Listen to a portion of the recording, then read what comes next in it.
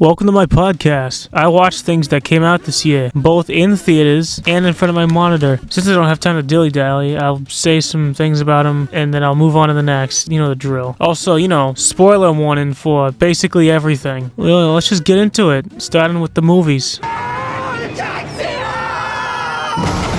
I know this came out in 2023, but I watched it in 2024 in theaters, so I'm gonna count it. This movie's great. Nothing new to be said about it. The human characters were well written, and the action scenes with Godzilla were neat. I still think it's crazy that this movie's budget, which is around like 15 million or something, it caused like a discussion saying like we're bloating movie budgets, and they need to be trimmed down. I agree. Enough said. Perfectly normal to sit around drawing pictures all day and talking to magical creatures who do not exist. I went into this movie knowing it was going to be bad, and I was right, but I wouldn't say it's terrible. It's that sweet spot of bad, meaning I had a few laughs here and there. The story is pretty much as it is. A demon takes form of an imaginary friend, and they have to kill it. I think the folks over at Blumhouse just wanted to have their own bear monster that wasn't just Freddy Fazbear, so they just came up with this. Also, I'm gonna be real, the imaginary friend trope in horror films is kind of getting old. I mean, sure, you could say that FNAF did it, but they weren't imaginary, they're real. Don't believe Aunt Jane's propaganda. There isn't much to talk about with this one. The imaginary dimension place that is legit called the Never Ever. It reminded me a lot of that one hallway from Beetlejuice, and also the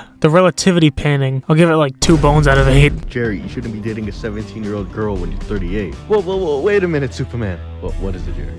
1738? The movie about the Pop-Tart. It was okay. Jerry Seinfeld took creative liberties with this one. I laughed at a couple jokes, none of them from Amy Schumer as expected. There isn't really much to say about it, just another dumb fun comedy. Around this time, a very small thing appeared on YouTube. It's very obscure, I don't know if you heard of it. It's called, I think it might be called The Bold One Phenomenon. A friend of mine from the Arkham video we did, and I watched it, and we were dumbfounded because the thing was made by a 17-year-old boy, and we were a bit salty, you know how it is. After we finished it, he went silent for a few minutes and came out with this.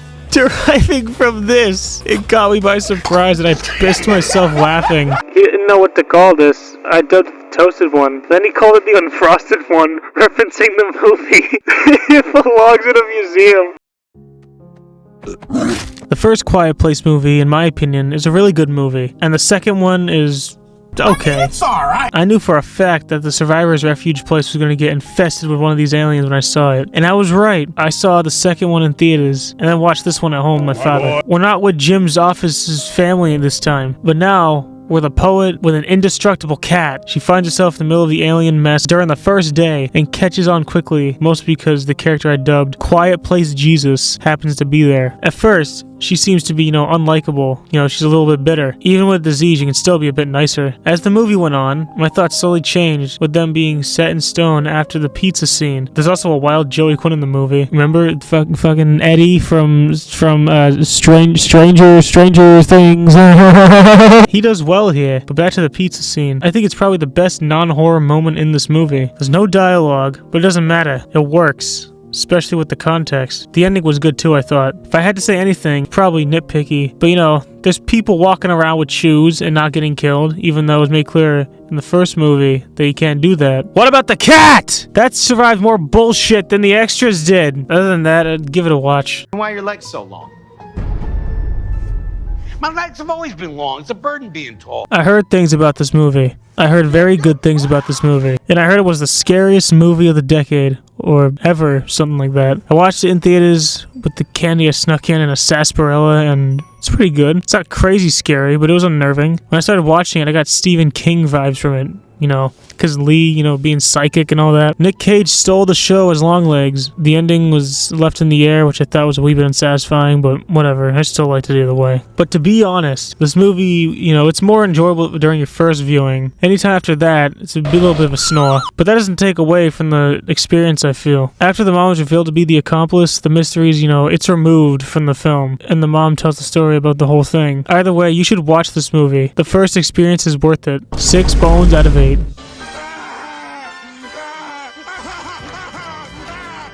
I was only 12 years old. I watched Deadpool for the first time in my living room. Then that one scene came on and we had to skip it. And I got curious and tried to look up the scene on YouTube, and I found it under the name Deadpool's Sexiest Moment. Yeah, Deadpool and Wolverine was great. I haven't watched any of the X-Men movies, nor have I watched Deadpool 2. But I still had fun with this one. Surprisingly, my sense of humor hasn't changed a bit, because I laughed a lot while watching this. My ass started dying when the two were, fighting, and it panned down to the coexist bumper sticker. I also thought Channing Tatum was funny as Gambit, and I still do, with his goofy little accent and all that. And of course, he became a meme, how long have we waiting for this? Woo! I'm about to make a name for myself, yeah. Overall, I love the movie. Go check it out if you haven't already. It beat Joker as the #1 R-rated movie of all time. Also, before I move on, I just need to know something. Why start crying? Quick, tell me.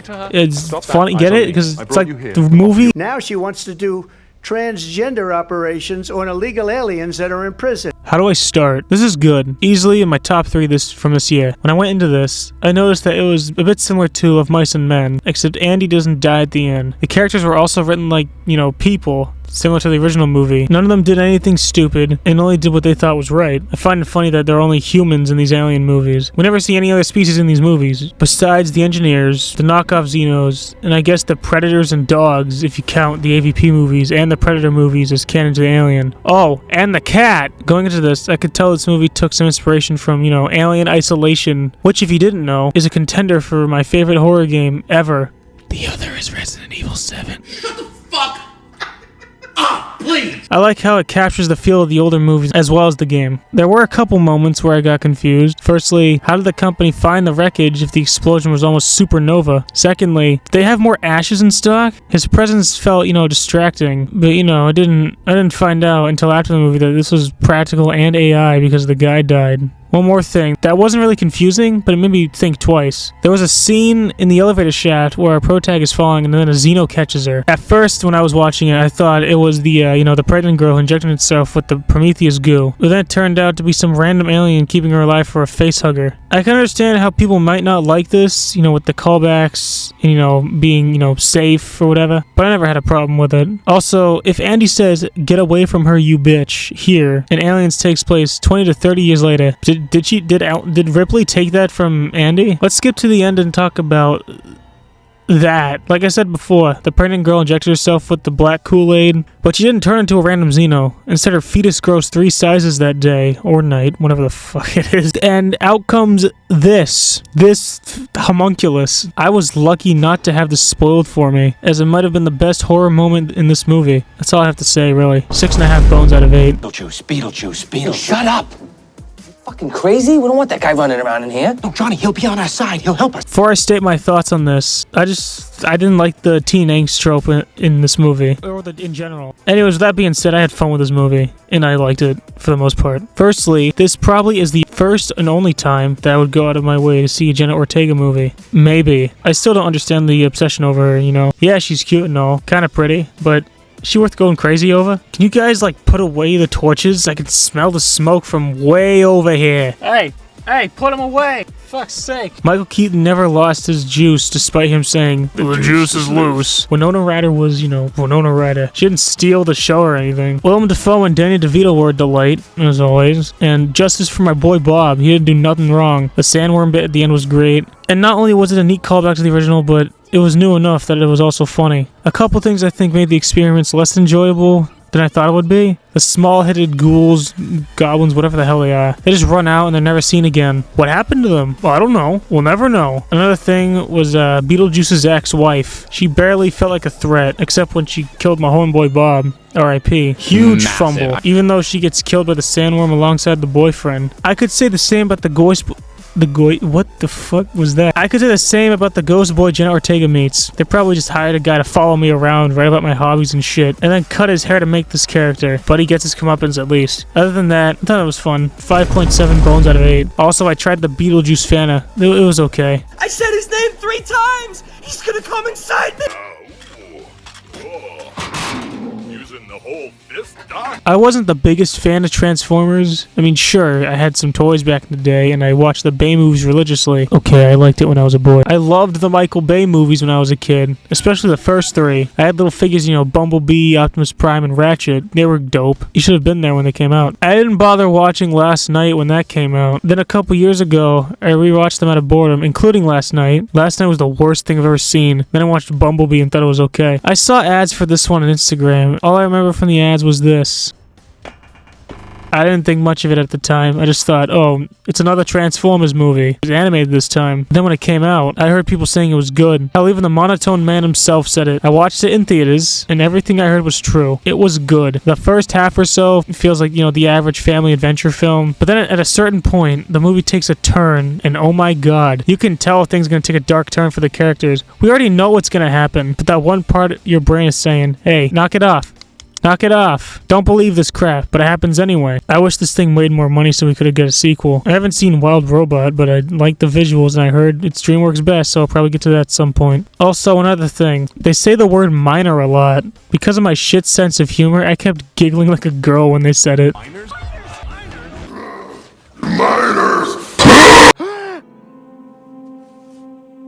Whoever heard? I remember the first Joker movie being good. I remember Disney tried to do the same thing with Cruella. You remember that? Pepperidge Farm remembers. I was gonna go see it in theaters, but all the memes rolled out about it being, the worst movie ever and all that. After watching it myself, I mean, it's not great, but it's not the worst either. I even rewatched the first one to get an understanding on how they screwed things up. Now hear me out. I would say the bad stuff happens during the third act, because everything up to that point was pretty good and on point with Joker.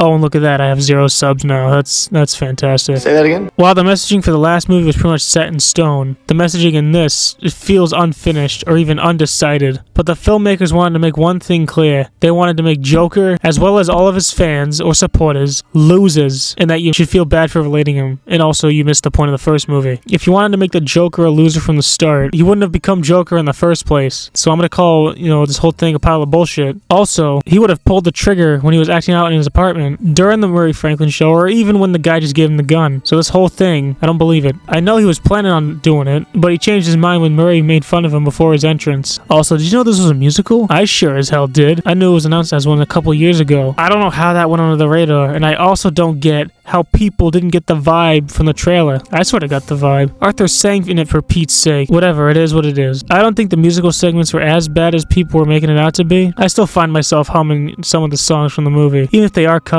They could have done more with it, like, I don't know, making the segments take place in real time and not in Arthur's head. There were 1 or 2 that were real, but still. I also like the animated segment in the beginning, showing Arthur and Joker almost as if it's a split personality type thing. We need a full version of that cover for What the World Needs Now is Love. I mean, come on, I know it's in the vault, Warner Bros. Give it to me. Speaking of Arthur, that's all he is here. There's no Joker, except for like a few scenes, and in one of them he's doing an impression of a Southern Loy's voice. Remember the third act stuff I mentioned? I'd say that starts the scene before Lee is putting on her makeup in the bathroom because, and believe me when I say this, the tonal whiplash is unreal. How are you just gonna sweep that scene under the rug like it didn't happen? Who thought the air scene was okay? If they wanted a reaction out of it, congratulations, he got one. But why?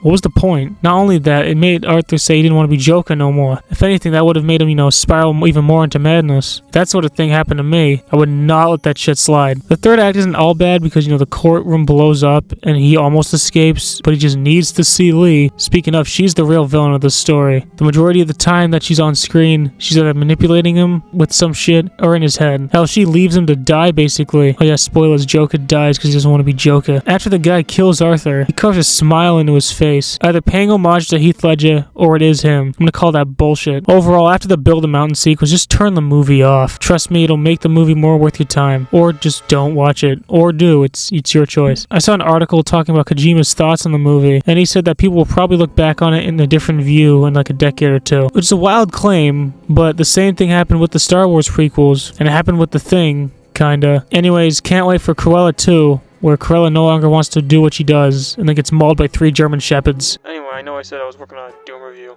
but I need a break from that, alright? So you get Smile next. I never did a proper review of Smile, did I? Okay, basically Smile is It Follows without the spicy sex to pass it on. The Smile demon goes around cursing people, making them kill themselves, at least in front of one other person, yada yada yada. A-Train's in it. There were some scares that got me because the theater's loud, and the monster design at the end is fucking raw. 4 bones out of 8. I just watched the same movie twice. Okay, that might be an understatement, because this is overall better than the first one. The opening of the movie goes hard, just non-stop action, all done in one take, making the scene more tense. I love it for that. After that, it's pretty much just a repeat of the first one, but instead of Kevin Bacon's daughter, Rose, as a psychiatrist, it focuses on a pop singer, Sky Riley, and instead of Rose killing herself in front of her ex, Sky does it in front of a crowd of people. I'm gonna call it right now. They're gonna call it the Sky Riley curse in the third movie, and it's gonna cause the apocalypse or some shit like that. Did I mention this? Wait, does this count as a musical? Either way, I thought some of the songs were fine. Let me scratch that. I thought the songs were fire. I feel like something straight out of the early 2010s or early 2000s. Very reminiscent of artists like, Lady Gaga and Miley Cyrus. Besides those songs, the original score was fucking eerie. I didn't have that feeling when I watched the first one, but I felt it more so during the concert scene here when the monster came back. I liked how there was a hypothetical way to get rid of the thing here, even if the monster made it up, which brings me to the point of how a certain scene was ruined by it being all in her head. I think they're trying to do a similar thing to the first one, but I don't think they pulled it off very well. But the monster came back and the design is still peak. Overall, yeah, you should watch it if you're a horror dork like I am. 6 bones out of 8. Here's to the ones that we got.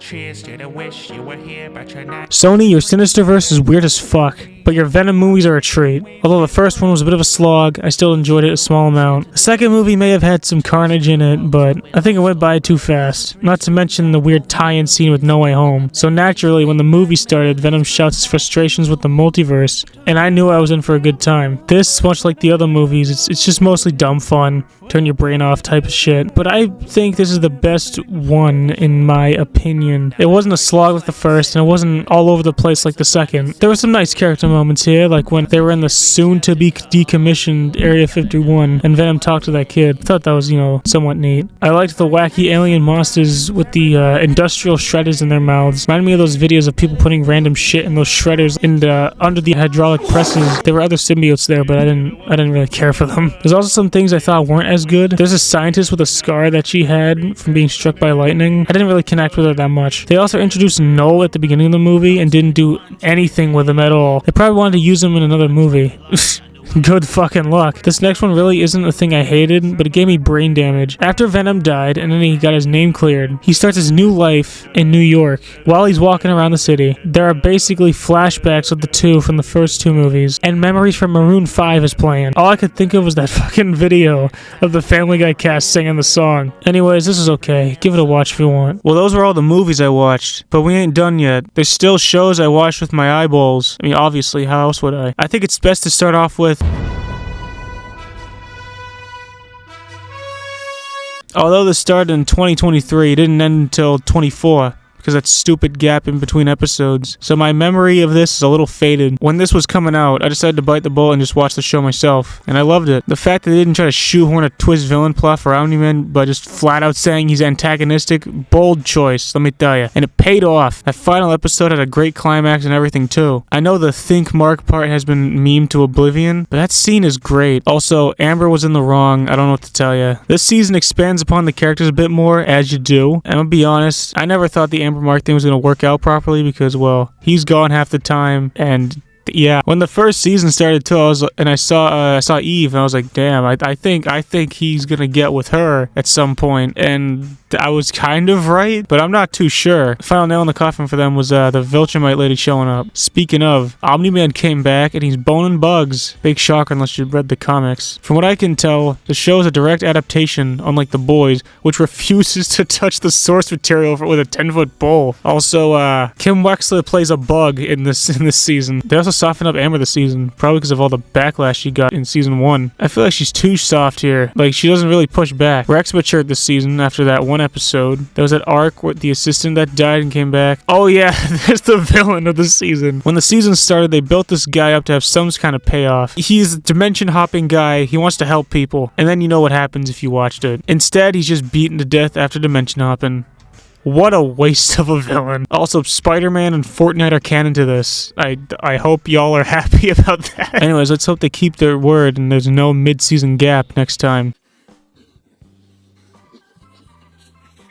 Remember the Ted movies? When I was a show about them, it takes place in the early 90s. The show's more of like a sitcom than the movies, but I think it works better here. It makes for some really funny jokes. For the characters, you got Ted, of course, John, same there. Their conservative dad, played by Scott Grimes, who I saw in Dexter and got all tripped out. Their mother and their gay liberal cousin. Now I know what you're thinking, and no, they aren't just stereotypes the entire time. They have great character moments throughout the show, like the episode where John and Ted try to get back at the bully by pretending to be their dad, but they end up feeling awful about it afterwards. Then there's also the Christmas episode, the one with the, the truck coming to life, which also, just kind of just almost disperses the family. But, the dad sticks up for his loved ones, and they send the truck on his merry way. Oh yeah, by the way, the truck's gay. I don't know if that adds anything, but, it's whatever. Overall, this show was funny, and you should watch it. I heard season 2 is going to come out at some point. Can't wait for it. Not filmed in my house!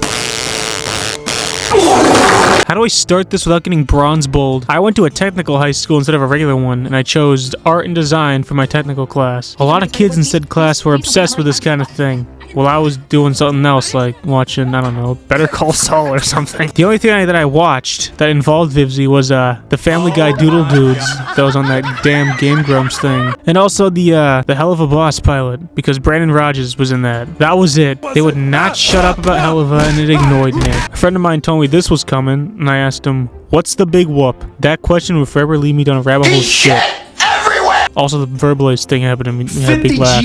Someone made a version of that with Hitler in Poland. Why would they do that? We watched the pilot, and what we said throughout while watching was, it was funnier than the thing itself. To be fair, there were like 2 things that made me laugh. Also, Toma was there. Everyone loves Toma, right? The show came out on Amazon, and to be honest, it's kind of boring in the sense that I didn't react to anything happening on screen. I felt embarrassed more than anything because I was watching something that was getting clowned on. Not to mention a certain class of people enjoyed this way more than I would. Did I mention this in a musical? Keith David is in this and sings a song in the episode I dubbed the Mia Khalifa episode. Like I said before, I thought some songs from Joker 2 were good, but looking here, I feel like there's too many songs. They packed like 2 songs in an episode, and it feels like a lot. I don't know. Maybe if they did like 1 song in each thing, I wouldn't mind as much, but whatever. Also, most of the jokes don't land, which isn't exactly a good thing for your comedy! Much of the comedy, if you want to call it that, revolves around sex jokes and the characters swearing.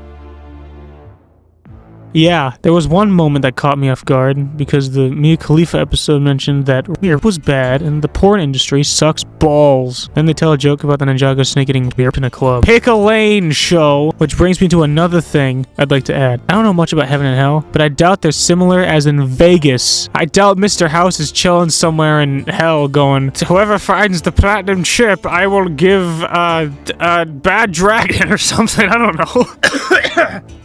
Jesus Christ. I also doubt that the St. Peter would mutter the word shit and not get shit for it. They even show later in that same episode that that type of language is fucking frowned upon. So I'm gonna call bullshit. Speaking of angels, heaven being as corrupt as hell isn't the most original story they could have told with this, but then again, the only other place I've seen this was Doom Eternal. Say what you will about that. I also doubt that the devil from The Devil is a skinny white boy with depression.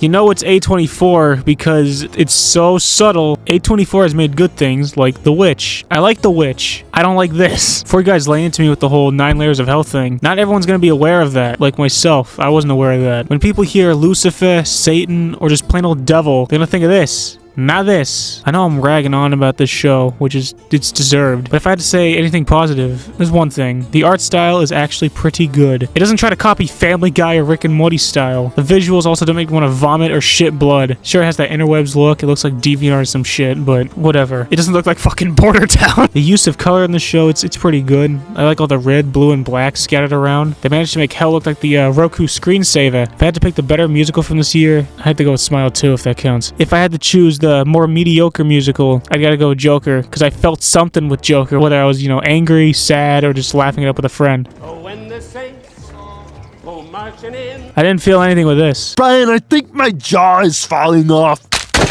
The final season is here, and it's pretty good. I'm gonna be frank. I don't know how Disney manages to fumble their live-action Star Wars stuff, but they cook with their animated shit most of the time. What the fuck is that noise? What's creaking? Stop creaking! Last time we saw these blokes, Tech died, Lizard Lady sold him out, Omega was taken away, and Crosshair rebelled. I don't know how long after this is, but can this thing stop creaking? What the fuck? But it might as well be months, or even a year or two. It's gonna be tough choosing a favorite episode, but it had to be the first or the last. The first had some good moments all around, showing this depressing prison and everything going on around it. The last episode was a good send-off to these characters, and it makes sense. You start the show with an hour-long episode and end it with an hour-long episode. Omega was part of the rebellion as an X-Wing pilot in the end. You haven't seen her after this. I gotta ask, is she dead? I doubt it, since, you know, Dave Filoni's probably gonna sneak her into some projects, making her return as a Glup Shitto. Speaking of, there are a couple Glup Shittos here, I think. I can only remember, Ventress being there. There was a gap between when I started the season and when I finished it, so it's been a while. Good show overall. He said he found one that went perfectly with his name, Dr. Gruesome 666. He said the skin was called Abortionist. This show mainly focuses on two characters, them being the lady from Ahsoka and an Inquisitor, more specifically the Padawan from Clone Wars that called out the Jedi. I think the latter story was better overall, but not to say the first one was bad. There were some Glup Shittos here, those being Grievous, the Bounty Hunter from Rebels, Thrawn, and the Great Inquisitor, from what I remember. Yeah, this was good, the stories were good, they didn't fuck around with this at all. Meme. Approved. I knew for a fact this wasn't going to be, you know, on par with the movies, but I didn't care. This show is nothing mind-blowing, but, you know, there are moments that made me laugh and those that didn't. Stuck in a joke about Nazis, which was kind of funny and dark in a way. Yeah, overall, it's just a silly little thing. If you need your kids to settle down, this could do the trick. Put this on and they'll probably watch it. I have a bomb! I just want to say for the record that I'm not necessarily the biggest Fallout fan, but I think the world of Fallout is interesting, and that's why I played 4 in New Vegas to some degree. A friend of mine told me that was a good place to start. When I watched the show in April, Jesus, was it really long ago? I was hooked. That opening scene with the bombs going off, followed by the raiders in the vault, just ooh, chef's kiss. This show did not pull its punches, especially during the first few minutes of episode 2. I liked how it was split between, you know, 3 separate characters and focusing on one of them. Hell, the Ghoul and Maximus could have been side characters, but nah, I was all in for it. The Ghoul's my favorite of the 3, by the way. Now, I don't know much about the lore, but things look like the games. Oh, and to those people saying the show sucked just because, nice rage bait, but I ain't falling for it. Overall, watch it if you haven't. I know some of you haven't. Yeah, that's right. I'm looking at you, shit! This is one of my favorite segments of ours. Corey talking tangents. Yeah, me talking tickets.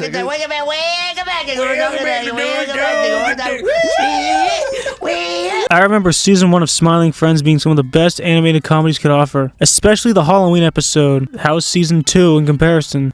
There's still some moments that made me laugh. Spamtopia was a great way to expand upon the world. I liked how the entire town had this Microsoft Paint aesthetic with like PowerPoint transitions. I still can't believe they fired Tyler. I think the funniest episode has to be either, you know, the Gwimbly one or the Pym finally turns green, since it has the best bit in the entire show, rivaling the blackface one. There are also some online cameos that I thought were funny to see, like, you know, Joel Haver, Hoopley, and also the Nostalgia Critic. If I had to be critical, I would have to say that the weakest episode had to be Mr. President. I think it mainly had to do with the fact that another presidential election was happening here in the States, and the creators felt like they had to make an episode. There were still funny moments in it. Jimbo was a good character. At least he's honest with his followers. Too bad Mr. Frog won the election. Anyways, this is still some pretty funny shit. I got high hopes for season 3. I made a video on this season when it came out, and it kind of acts like a part 1, so go check that out if you haven't already. I find it funny that everyone's feelings on this show did a complete 180 after the final episode dropped. I enjoyed the season all throughout, and there were a couple moments that made me question my life in general, like the tech cave bit, which I didn't find all that funny, similarly to how I didn't find it funny in the first season. Same goes with the arc about Huey's dad. I mean, it made me question life. I didn't think it was funny at all. His mother comes back, and Huey, of course, he's mad because she left when he was a kid. She said she was depressed, and she was stuck with Huey and his dad or something like that, which I think is bullshit, since having a kid is something that both parents should be, you know, they should agree on it first. Also, he's injected with Compound V and dies.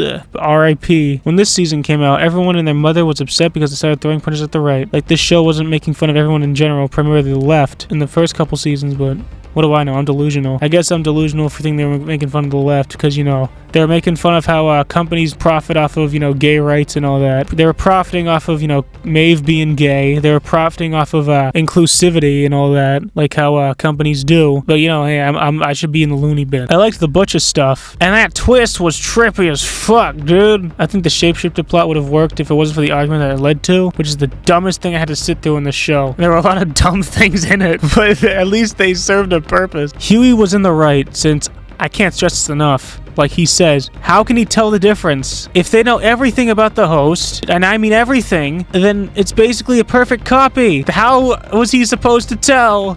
Aside from the, it's like a furnace in here. Also, he unwillingly boned the copy thinking it was the real one, meaning he pretty much got assaulted twice, and somehow he's at fault for it. And you think Annie would be a little, you know, a little more mindful, a little more reassuring here, because it happened to her in the first fucking season. But do I need to go on? Bullshit! Aside from that, finale was probably the best episode in the season. Fucking dumbass argument still pisses me off. There were also some glup shittos from Gen V that appeared in 2 episodes. Overall, great season. I don't know if Ryan's gonna end up fighting Homelander or not. We'll see. You and your little Bieber in the back of your RAV4 in the car park of Book of the Devil. What happened here? For those who don't know, this show is about people dying in their dreams from some sort of supernatural reason. Hey, wait a minute! Markiplier plays a guy named Dave, and his mom called him Davey in the show, which made me think of 8 Crazy Nights, of all things. He's been having nightmares since he was a wee boy. Suddenly people start dying in their sleep, and cults are involved, and also this weird elephant man thing. Now it's up to Markiplier, his Air Force friend, a nurse, and his ex to figure out what to do. Hey, it's alright. If I had to choose the best episode of the series, it would have to be the second to last or the last one. I'm also getting the feeling that this was supposed to be like a movie rather than a series. I think it would have been better that way. Also, I had no idea what was going on during half of it, and most of it felt like forced drama. That's probably because everything had to be condensed into 6 half-hour episodes. I think it would have benefited the series if the episodes were like an hour each. That's all, really. More weird than scary. 4 bones out of 8. Everyone loved the Batman. I mean, so did I, but I'm saying everyone because I gotta include everybody. That ending left everyone thinking, what's gonna happen next? This is the answer right here. The Penguin follows, well, who else but Oz Cobb Blowjob here, as he attempts to rise in the Mafia ranks the only way he can. I thought it was another one of those superhero shows you have to sit through on streaming services until this moment.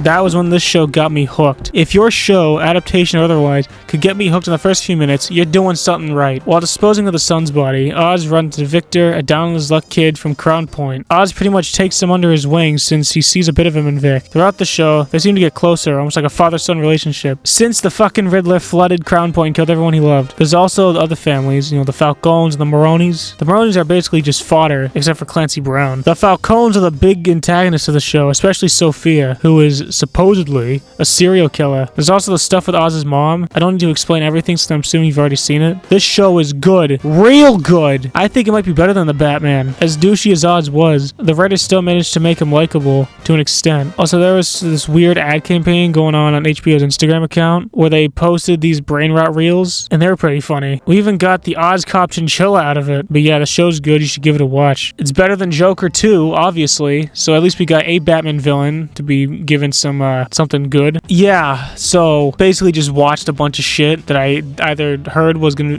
be good, knew it was gonna be bad, but watched it anyway. That's it. But yeah, hopefully the new year brings us some more good shit. Anyways, if you enjoyed, please like and leave a comment saying how I'm delusional this time or something, I don't know. But yeah, anyway, I wish y'all the best of luck this new year. I'm gonna still stay the same, and I'm still gonna be an asshole.